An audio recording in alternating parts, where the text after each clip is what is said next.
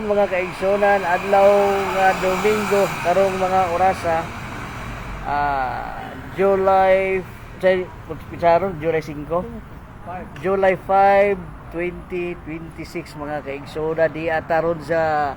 Barangay Hall sa Sambagono mga kaigsonan. Naka-live kita karon, naron di ako higalang mabay na dire si Ma'am o si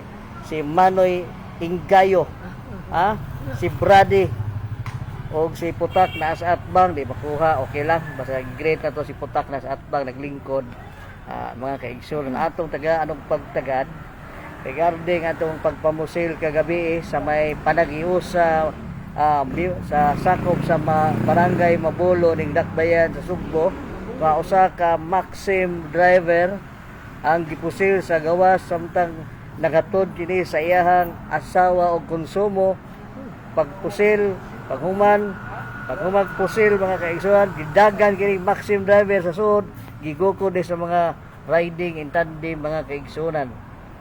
Gidagan ito mo sa status maong biktima kay gidaan kini pagdali sa Tambalanan mga kaigsuon. Takibaw kung unsay ngan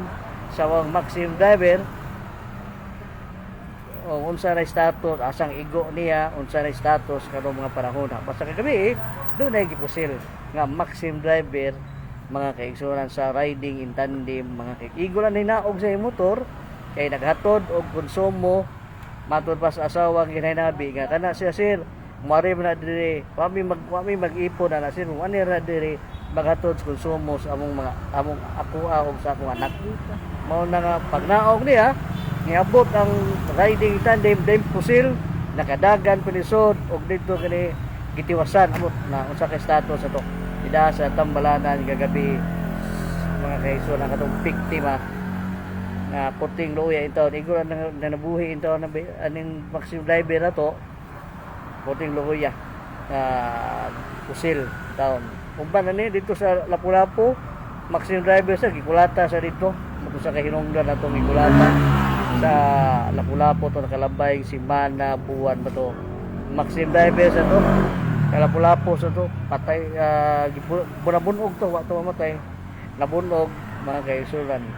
Dagan kay mga pangitabo ato taga